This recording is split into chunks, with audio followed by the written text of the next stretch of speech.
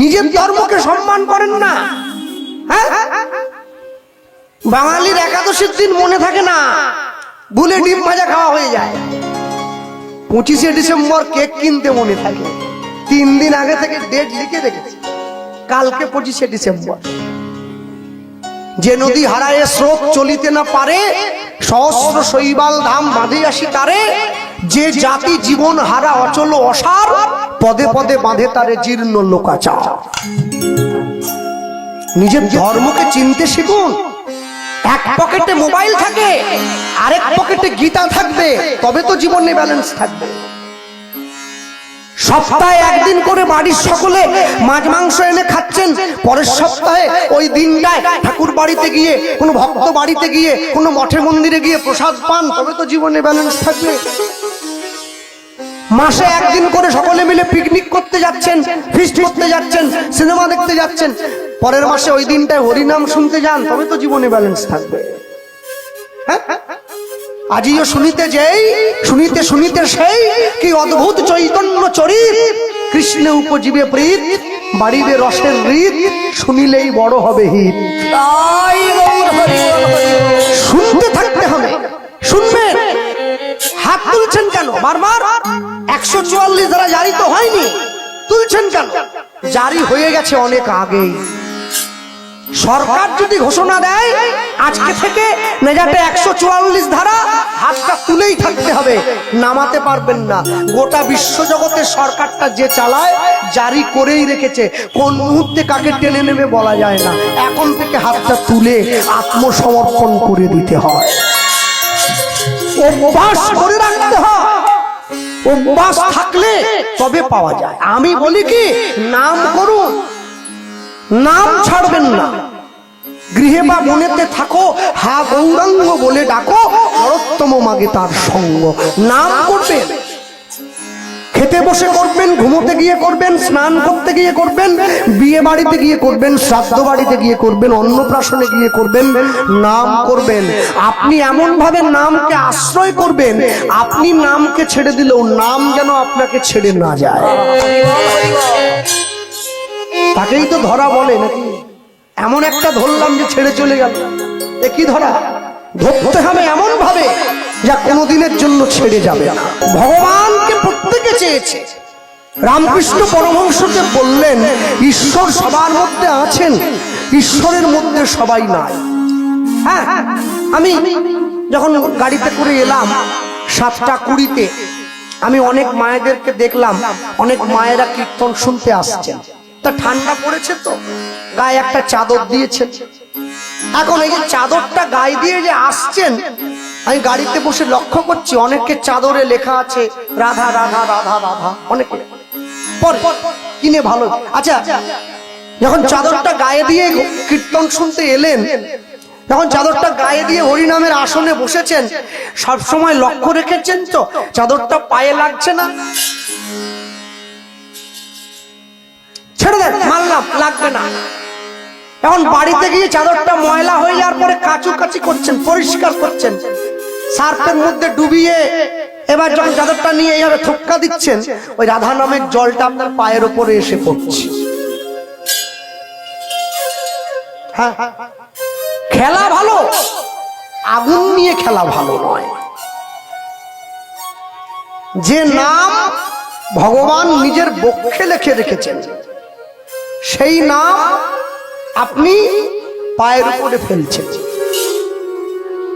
মনে রাখবেন, পৃথিবীতে যত ভক্তি দেখছেন, যত ভক্তির পরিপন্থী দেখছেন, যত ভক্ত দেখছেন, তাদের যত আচরণ দেখছেন, এ সমস্ত কিছু আমার রাধারানীর কাছ থেকে এসেছে।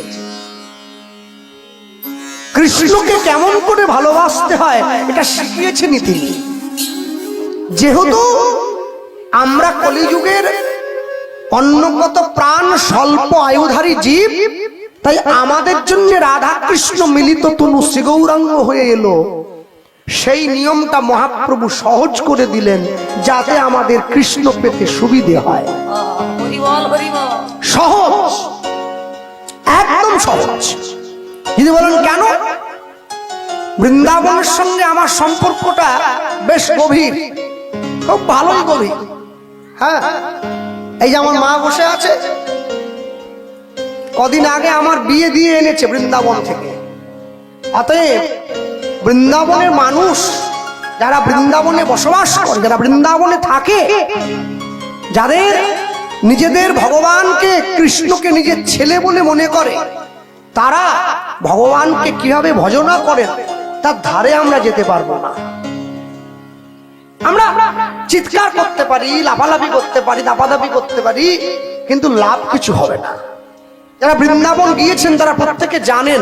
কি দেখবেন, বৃন্দাবনে যারা ব্রজবাসী, বৃন্দাবনের বাড়ি যাদের, সকলের গলায় তুলসীর মালা নেই। তারা আমার আপনার মতো করে জপের মালা হাতে নিয়ে রাস্তা দিয়ে ঘুরে না। তারা আমার আপনার মতো করে তিলক দিয়ে সবসময় রাস্তা দিয়ে ঘুরে বেড়ায় না। কিন্তু তাদের ভালোবাসা এমনই না, তারা রাধা বলা মাত্র চোখটা ভিজে যায়। সন্ধ্যেবেলায় ঘাটে বসে বাসন মাজছে, আরতি শুরু হয়ে গেছে, বাসনটা মাজতে মাজতে ঘাটে ফেলে দিয়ে দৌড়ে মন্দিরে চলে যাচ্ছে। সেই ভালোবাসা আছে? নেই। 3 ঘন্টা হরিনামে বসতে চান না, উঠে বাড়ি চলো ভাই, কালকে আবার আসতে হবে। মানুষ, প্রত্যেকটি মানুষের জীবনে তার নিজ ধর্ম পালন করবে। ধর্মটা কি? দেবতার ধর্ম দেবত্ব, আগুনের ধর্ম দহনত্ব, জলের ধর্ম প্লাবত্ব, মানুষের ধর্ম তার মনুষ্যত্ব। আমার বাবা বলতেন, যদি ভক্ত হতে চাও আগে ভদ্র হয়ে যাও। তাই বললাম, কি করে ভদ্র হব? ভালো কাপড় জামা পরবো, একটা পকেটে কলম রাখি, দামি ফোন পরে থাকবে, চুলে শ্যাম্পু দিয়ে ঘুরিয়ে নেবো। বলছে না, এটা ভদ্রতার লক্ষণ নয়। তাহলে কোনটা? বলবে, যেদিন তুমি রাস্তা দিয়ে হেঁটে চলে যাবে, গলায় মালা নিয়ে, কপালে স্বরূপ নিয়ে, তুমি দেখবে তোমারই ধর্মের মানুষ তোমাকে দেখে টনটিটকিরি কাটছে। তাদের টনটিটকিরি শোনার পরেও তোমার মনে কোনো রাগ আসবে না, তোমার মনে কোনো হিংসা আসবে না। তুমি জানবে তুমি ভদ্রতার প্রথম ধাপটা পার হয়ে চলে গেলে। একে ভদ্রতা বলা হয়। একে, হ্যাঁ, কলকাতায় আমাকে পুলিশে ধরেছে, বলছে গাড়ির কাঁচ, মেদিনীপুর নাম্বার না, আজকে কাঁচ খুলেছে। পুলিশ না, ওটা সিভিক বোধ হয়। হ্যাঁ, মানে ওটা মানে মুন্ডুটা নয়, ওটা দেহটা। মুন্ডুটা বসে আছে আলাদা জায়গায়, মানে দেহটা মুন্ডুটাকে টানবে, তারপরে মুন্ডুটা আসবে, মানে আসল যে লোকটা। তো কাঁচটা খুলুন, তা আমি খুলে দিলাম। তো দূর থেকে মুন্ডুটা বলছে, কি বাবা, কাগজ ঠিক আছে নাকি, চেক কর, চেক কর। এ আবার বলছে, স্যার হরে কৃষ্ণ পার্টি, হরে কৃষ্ণ পার্টি। কি লোক আছে না, হরে কৃষ্ণ পার্টি। ওকে আমি বললাম, বলি দাদা আপনাকে দেখে তো বাঙালি বলেই মনে হচ্ছে। হ্যাঁ, বাঙালি না, কি বলছেন আপনি? বাঙালি তো। তা বাঙালিও বলছেন, হরে কৃষ্ণ পার্টিও বলছেন, এ কি? ভক্তমন্ডলী মায়েরা একদম শেষে গিয়ে কি বললেন, একদম অন্তিমে গিয়ে বৈষ্ণব মহাজন পদকর্তা লিখছেন, গৌরাঙ্গ বলিয়া না গেলাম বলিয়া, অনুধ্বনি বিদায় হরিয়া, গৌরাঙ্গ বলিয়া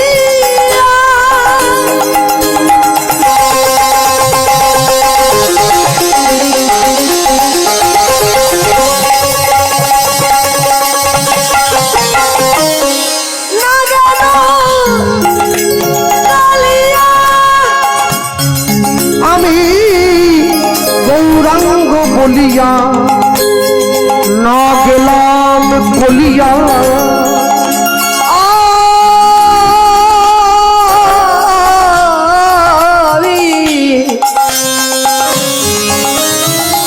গৌরাঙ্গ বলিয়া না গেল গলিয়া,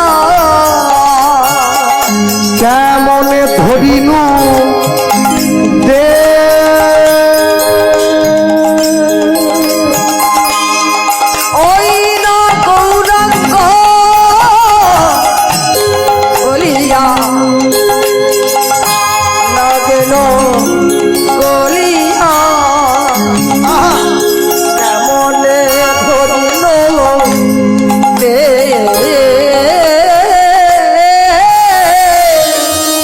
বাসু ঘোষহিয়া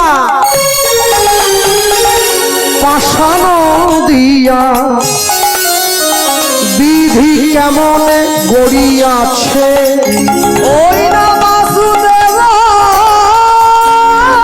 হিয়া বাসু ঘোষহিয়া পাষাণ দিয়া বিধি কেমনে গড়িয়া বাসু ঘোষহিয়া পাষাণ দিয়া বিধি কেমনে গড়িয়াছে ওই না বাসু ঘোষহিয়া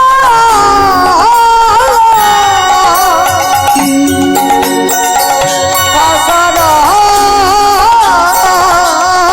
দিয়া বিধি কেমনে গড়িয়াছে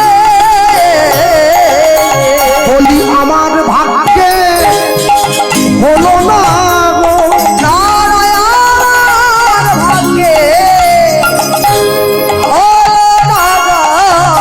না না আমার ভাগ্যে হলো না নারায়ণ ভাগ্যে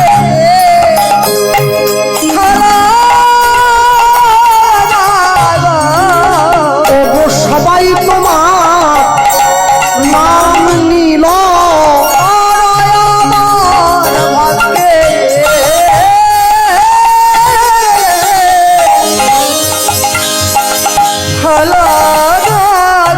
বলি আমি পতিত রইলাম পড়ে এমন পতিত পবন অবতারে বলি আমি পতিত পড়িয়া রইলাম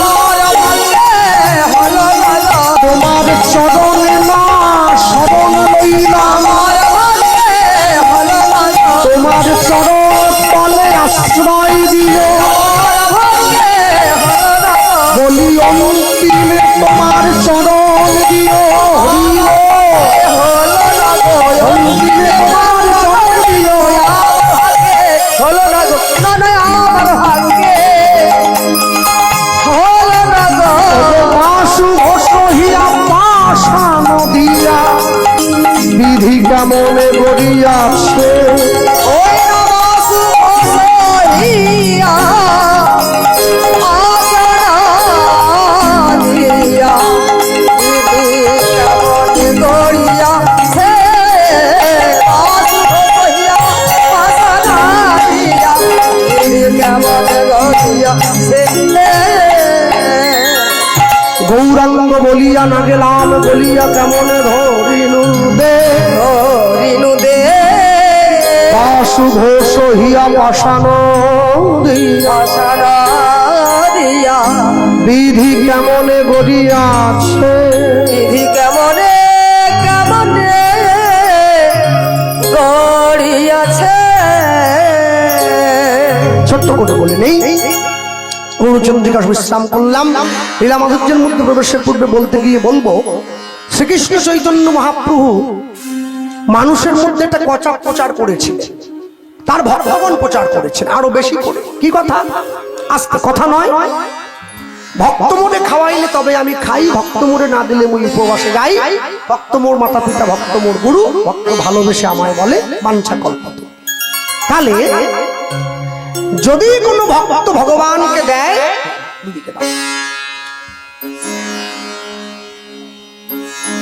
যদি কোনো ভক্ত ভগবানকে দেয় তাহলে ভগবান খায় আর যদি ভক্ত ভগবানকে না দেয় কি ভগবান না খেয়ে থাকবে ভগবানকে দেওয়ার জন্য লোক বসে আছে তৈরি হয়ে এখন কথা হলো যার ভগবানকে দেওয়ার ক্ষমতা নেই সে দিল না কিন্তু যার ভগবানকে দেওয়ার ক্ষমতা আছে তারপরেও সে যদি না দেয় এটা কিন্তু মানা যাবে না যার নেই সে না দিতে পারবে না কিন্তু যার আছে সে যদি না দেয় সেটা মানবেন কি করে সেটা মানতে পারবেন না মনে রাখবেন, ভগবানকে দেওয়ার ক্ষমতা যার আছে সেও যদি দেয় তবু ভগবান গ্রহণ করে, আর যার নেই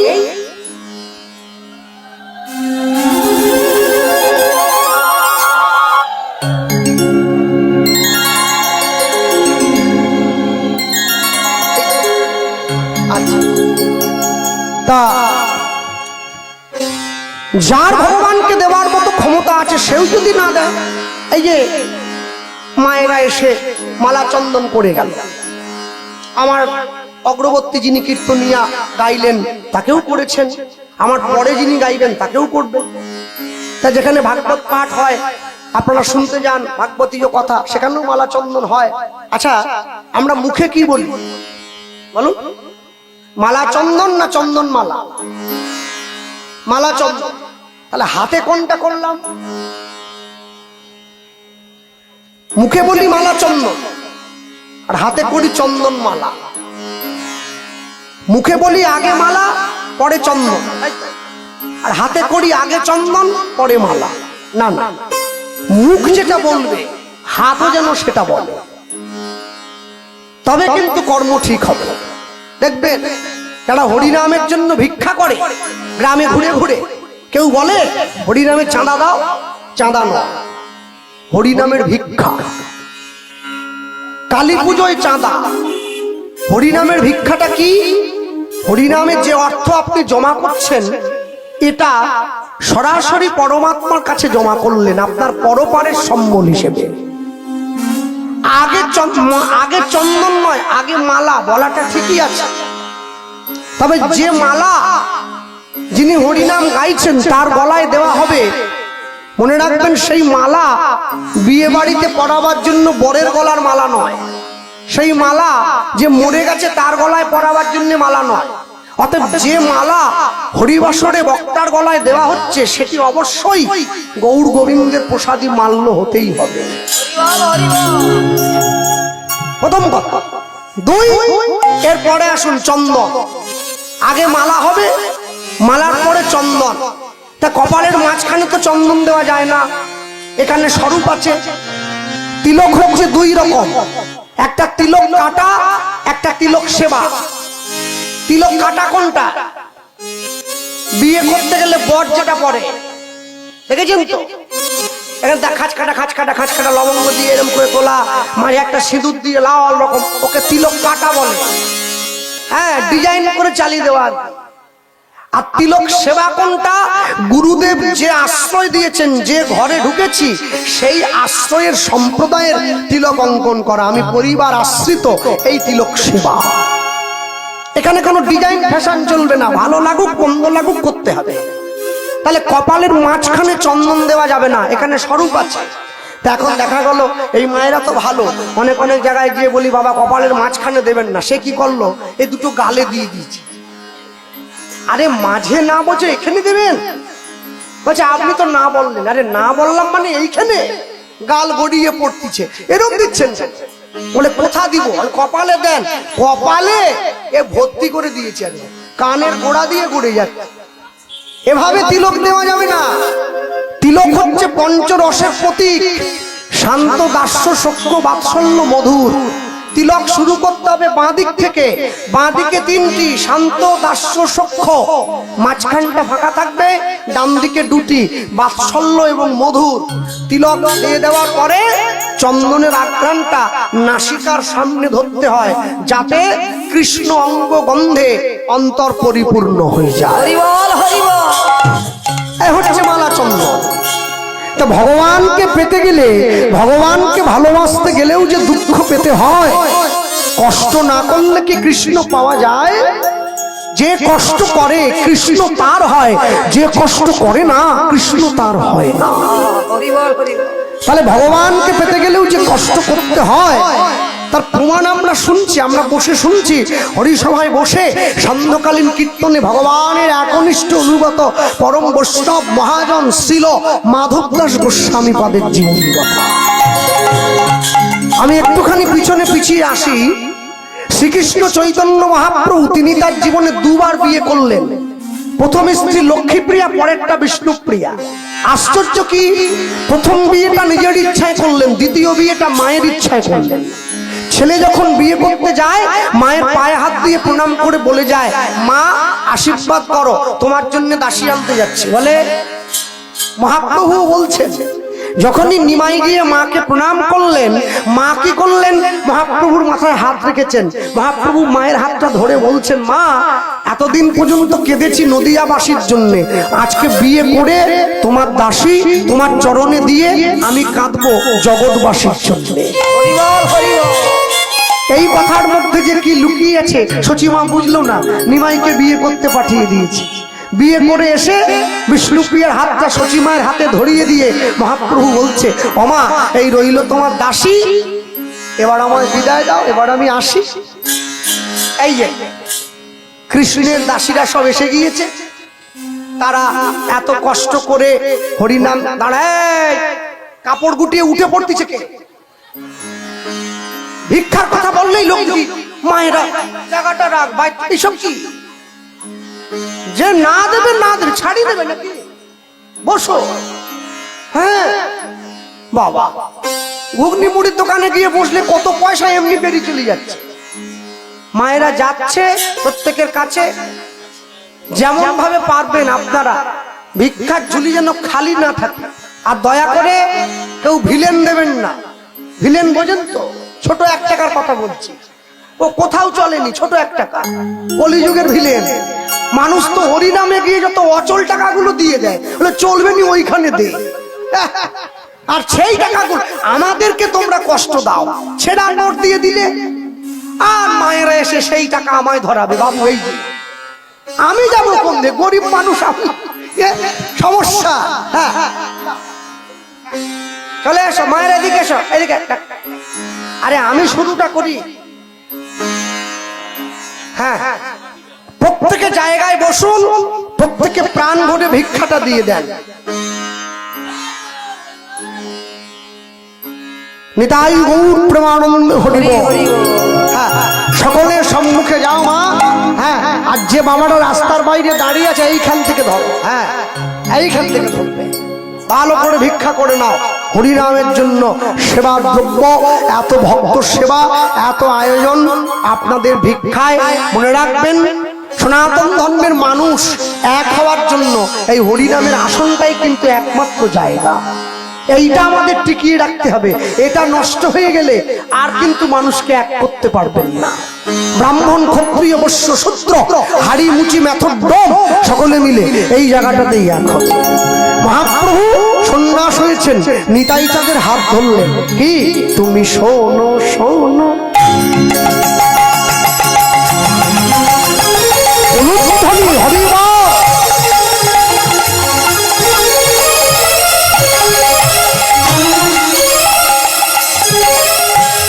শোনো শোনো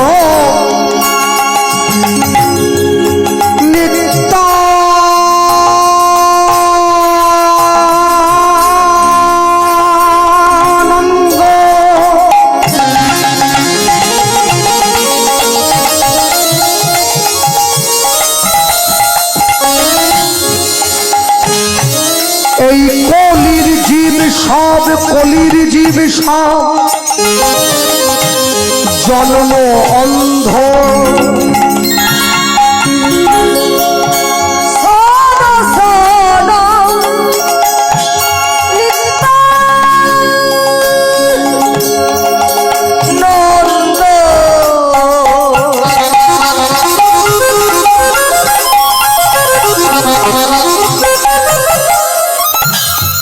দাদা আমার, দাদা আমার, হরি বল হরি বল।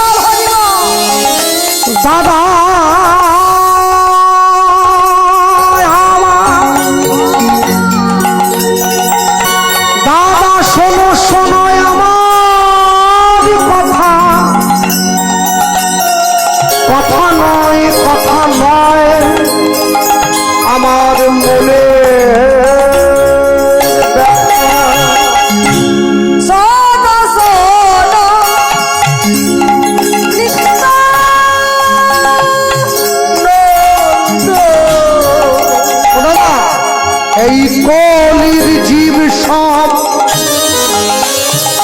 কলির জীব সব জন্ম অন্ধ দাদা বলিলেও মুখে বলিলেও কেউ না লয় হরিনাম মুখে বলিলেও কেউ না লয় হরিনাম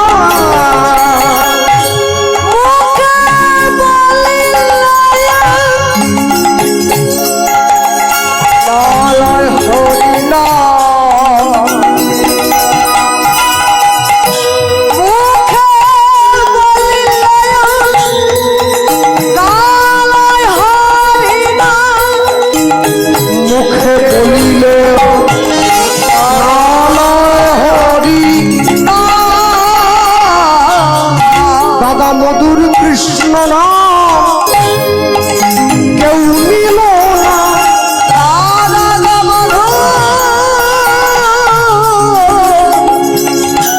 কৃষ্ণ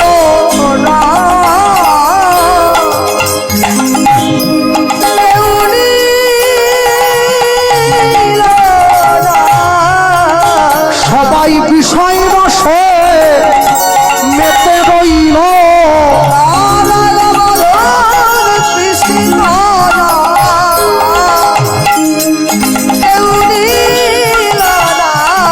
শুধুই আমার আমার করে মরেল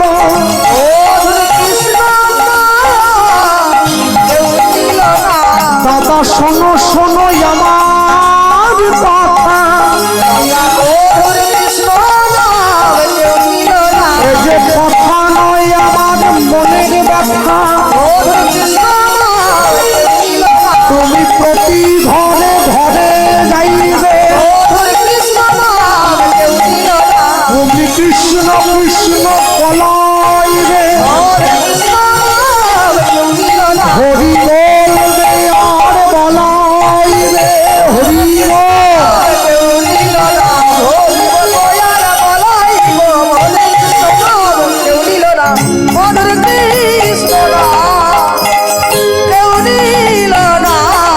দাদা বলিলেও না লয় হরিনাম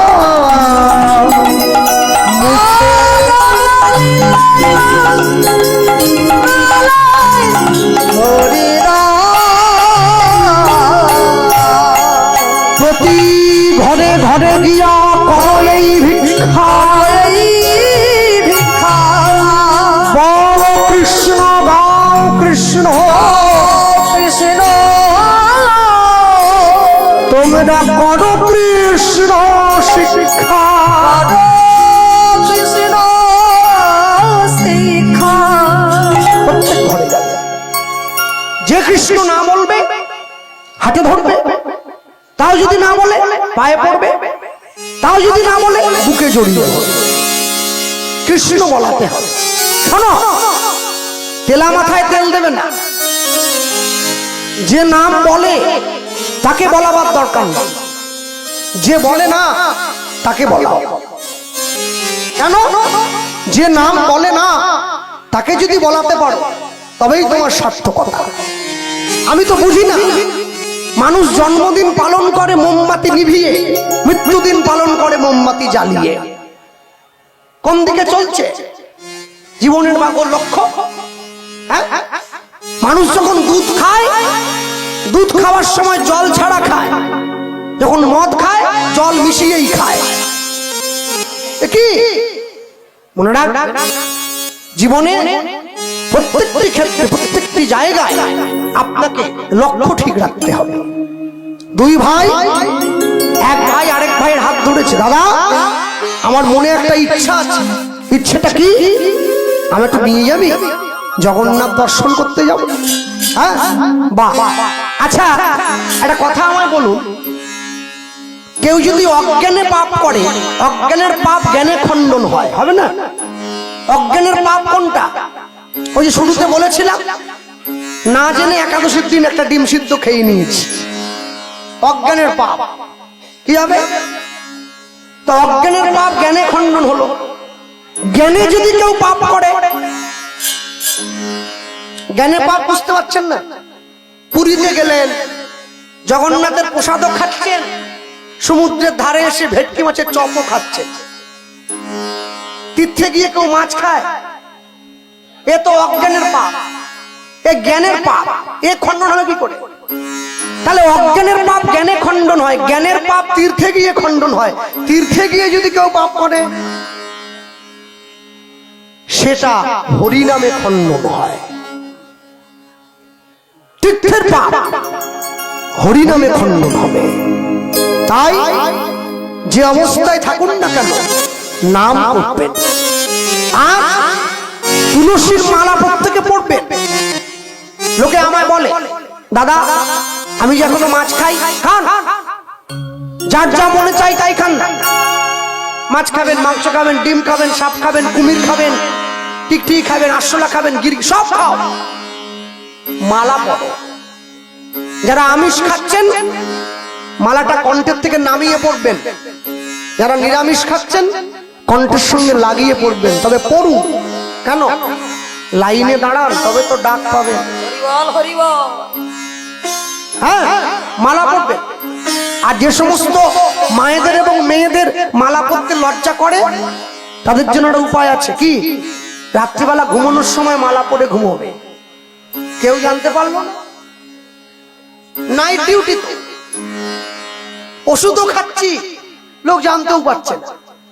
সকালবেলা ঘুম থেকে উঠে, এখন তো পেঁচ বেরিয়ে গেছে, আবার মালা খুলে বালিশের তলে রেখে বাইরে বেরো, কেউ জানতে পারলো না। একদিন, দুদিন, 3 দিন, 4 দিন, 5 দিন, 6 দিন, 7 দিন, 8 দিন, 10 দিন, 15 দিন, 1 মাস, এরপর দেখবেন গলার মালা গলায় রয়ে গেছে, আপনি ঘরের বাইরে চলে এসেছেন।